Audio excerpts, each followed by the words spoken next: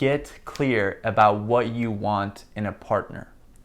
And what I mean by that is actually get clear about how you would feel when you're with them. And this was like the game changer for me, is when I wrote a letter to myself about the person that I want to attract into my life. And it was about how I feel when I'm with them. And I really described that to a T, like how I feel, how it feels to be with them, how it feels to, hang out with them, the vibration that I feel, the vibe that I feel, and just really honing down on the feeling. Because I think a lot of times when people are talking about law of attraction, manifestation, attracting stuff into your life, they talk about getting clear about what they want, what you want, but they talk about it in a very specific way, which I think that has its value too, and its time and place. But I think the most important thing is get specific about the feeling of the thing. So let's say you want to manifest a car, you want to manifest a house, you want to manifest whatever, a job.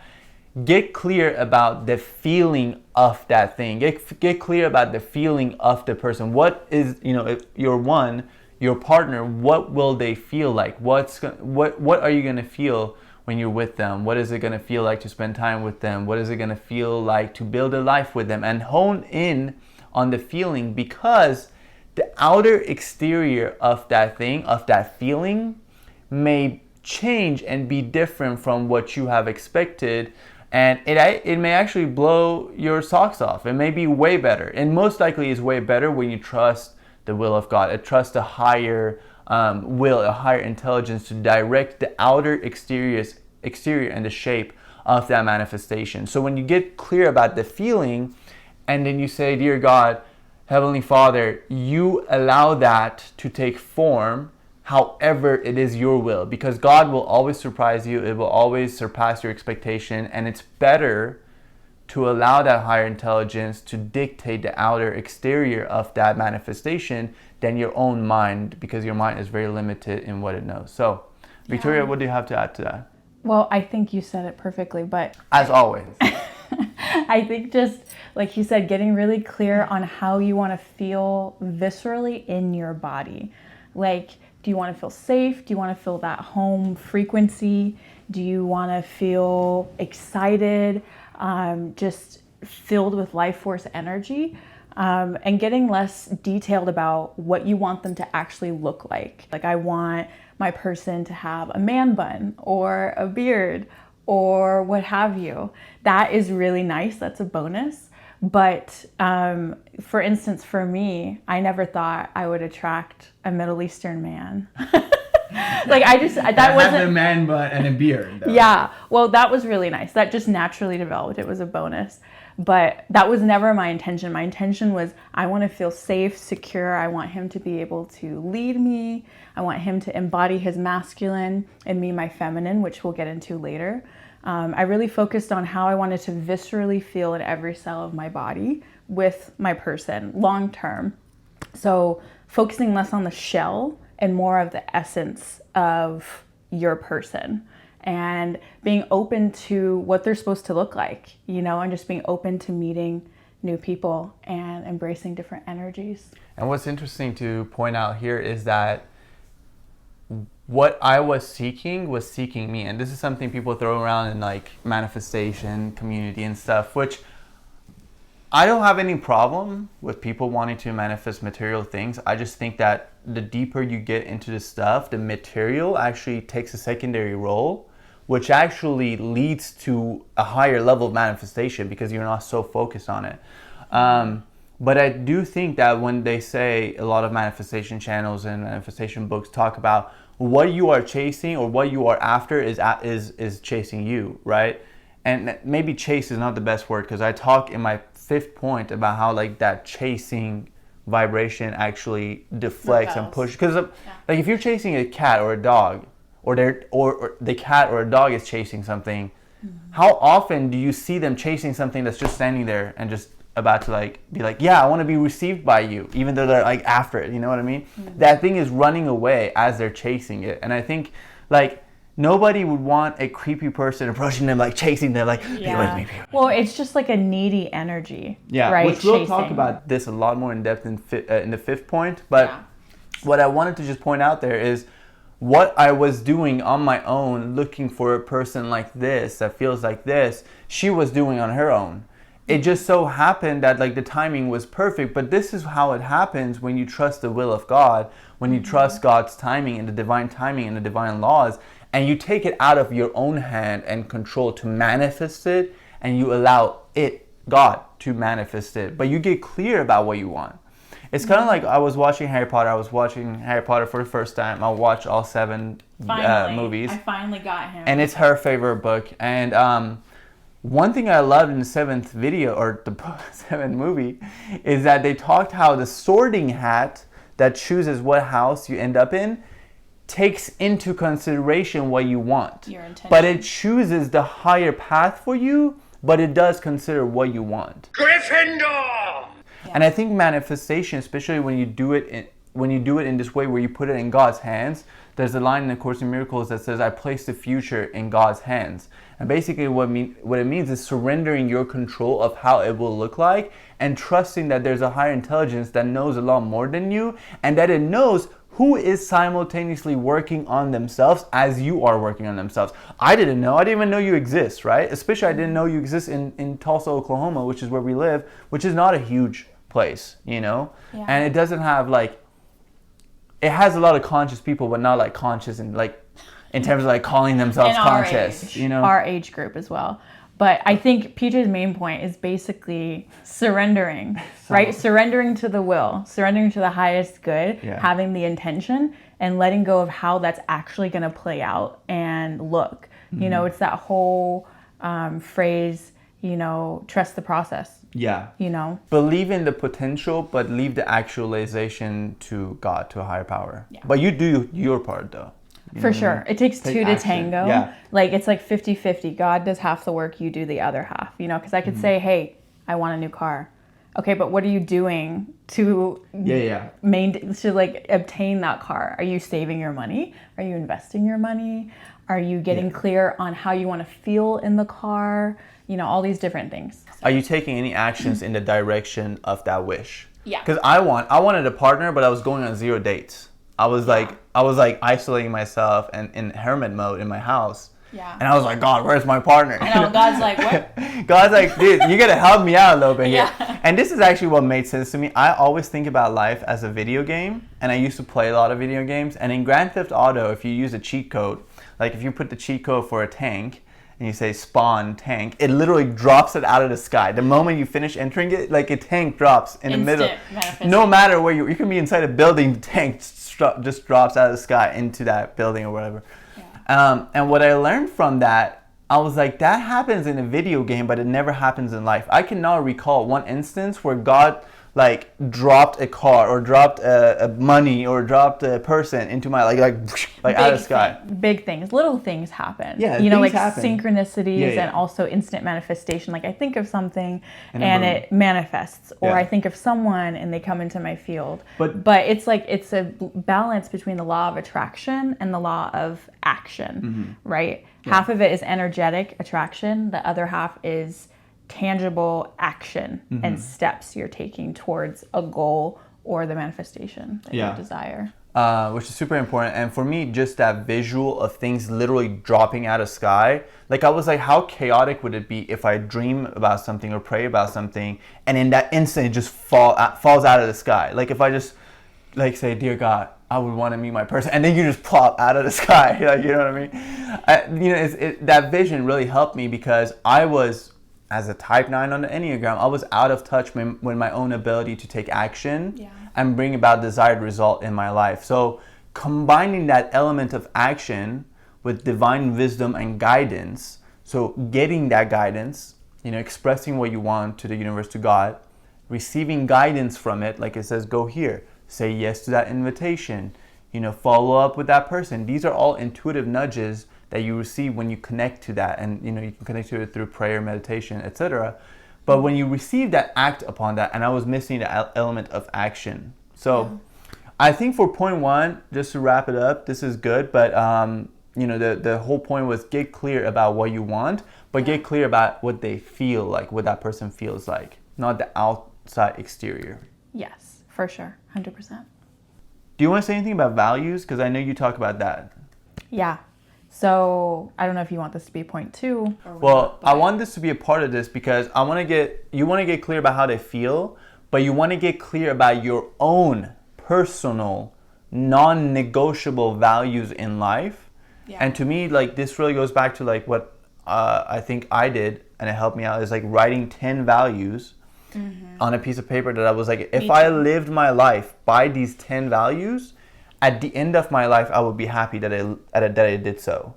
Yeah. And when I got clear about that, it was like clear to me what values matter to me, so that the person whom I manifested into my life, I want them to have the same values. Yeah. And so getting clear on values, like what that looks like tangibly, an example is like for us, both of us before we met, we both really valued our connection to source, our connection to God, to the universe, whatever you want to call it. And that was paramount. We wanted to be able to talk about divinity with one another and experience divinity through one another.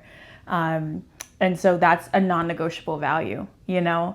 Like if I was trying to be with someone who's an atheist, that would not work for me, like at all. We're just not in alignment value-wise. Same thing with, we have similar lifestyles. Right? Like we both like to meditate. We both like to read books. We both like to move our bodies. We both like to do all these similar activities and ways of being and lifestyle in the world. And those are non-negotiables. But also a caveat to that is being open, because one of my values was boundaries before I met PJ. And he had no concept of what boundaries were. He was like, what? As a like Enneagram type 9. What you mean? What you mean you can say no? Yeah, he had no concept that you could even say no to people. You know, he's very people pleasing, and he really was. Yeah, emphasis on was, and he's really healed that so much since we've been together. And so I had to teach him. He was open to learning about it and implementing them, and it took some trial and error. But that is a non-negotiable for me. Like I have to have a dude who can be able to say no and set boundaries with people, with his business, with even me, be able to say no to me, and create that security and that secure relationship container through boundaries, and be able to say no, and create that, safety. So values can be taught. So getting clear when you're dating someone, like, are you open to this idea? Are you open to learning more? Are you open to embodying this, exploring this? But yeah, non-negotiables, like polyamory versus monogamy. You know, that's a pretty huge value. Yeah, religion. Like we were talking, you know, atheism or whatever. Yeah. So yeah, those are huge things. And And a lot of times values get revealed to you as you go throughout life. I don't know where I heard this, but it was a good point about values, that values are so inside us that a lot of times they are beyond verbal. And so, it's situational. You know, like you don't know you have this value until you're put in the situation. And that's why being with someone for a while, getting to experience all these different facets of them and how they react in situations or under pressure, under stress, or when they're sick, or when something shit hits the fan. So yeah. We don't cuss on my channel. Understand. No, but shizzle hits the fan. But no, one thing I was gonna say, that's exactly it. And it's like these values are a lot of them are pre-verbal. They're not verbalized yet. Yeah. And the way you realize that you have a certain value is when that value is trampled upon. Or challenged, yeah. Like somebody's stepping upon. So, and in the example, this person, I don't know where I heard this. If I find it, I'll link the video or whatever it was in the description. But they said that like, it's like this. It's like you have a certain value that okay, so let's say you're in line. You've been waiting at a grocery store to check out, and the line is long, and you've been waiting for like 15 minutes. Then all of a sudden somebody walks in and like completely cuts in front of you, disregards the line and tries to get in there. You feel pissed off. Why do you feel pissed off? Because there was a certain value inside you that this person just trampled upon. Mm-hmm. Is that the right word, trample upon? Yeah. Like or like disregarded. Disrespected, whatever. But you didn't even know, in a sense, in a verbal way, what your value is. Mm-hmm. But it's like the value is in this country, in this part of the world, at least, there are certain parts of the world where I grew up, people like respected if you cut the line. Like, wow, that person's badass, you know, how well they cut the line. But, you know, like, in this part of the world, in the United States, at least, you know, people value waiting their turn.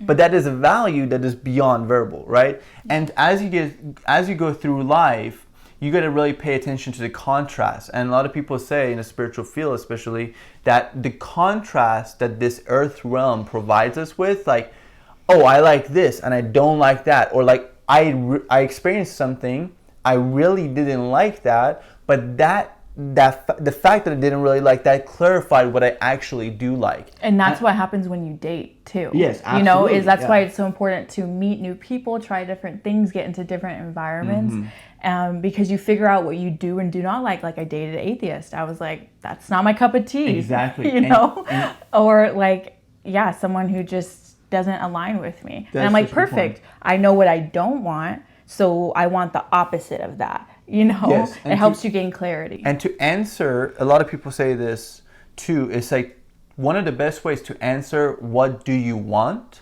in any area of your life is to answer what you don't want. Because a lot of people have an easier time knowing what they don't want rather than what they do want. So going back to this concept of values, negotiable and non-negotiable, get clear about what you don't want. Like, I really don't, like, let's say if you're like a devout Christian, I really don't want to be with someone who's not a Christian. Yeah. Or like, I really want children. I couldn't be with someone who didn't want children. Right. That's a great example. Yeah. That's a pretty basic foundational value of, or where you want to live, or, you know, I don't like to go out a lot, or, you know, things like that. Lifestyle, but also thinking in the future too, not just like in the now moment. What's your, you know, vision for the future?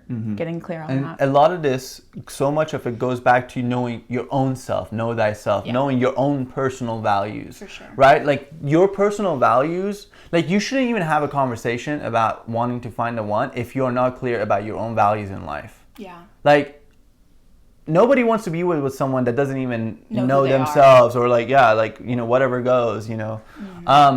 But yeah, get clear about what you don't want, and what you said about dating and going through those experiences really helps to understand that. And one thing that I had mistaken in the past is that I had made negotiable values non-negotiable, and non-negotiable values negotiable. Yeah. I had made flip-flopped what taste in music they have a non-negotiable value. You know, for me, I was into raves and stuff back in the days. And so I was like, the person I'm going to end up with has to be in the rave, in the rave scene, or like into EDM, whatever. Spoiler alert, I'm not into raves. Yeah, but that was a negotiable value. My music taste has changed. I don't even listen to that stuff anymore, right? Yeah. So that's a negotiable value because it changes over time, you know? And even a non-negotiable value could change and alter in some ways, you know? But that has changed, and I have learned from making that be a non-negotiable and getting into relationships based on that premise. Like, oh, if you have the same taste in music, this is going to lead to a great relationship, you know what I mean?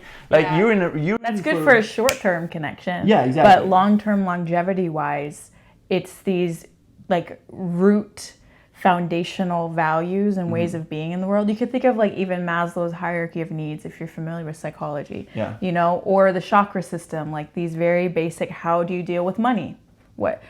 How, you know, like, what do you like to spend money on? What's a non-negotiable in relationship with money? Do you want someone who saves, or who probably doesn't really like to save, likes to like live in the moment, or a balance, you know, and what they like to spend their money on? Is it experiences? Or is it like actual items? So that's another example. 100%. Yeah. I think we can wrap it up for this point.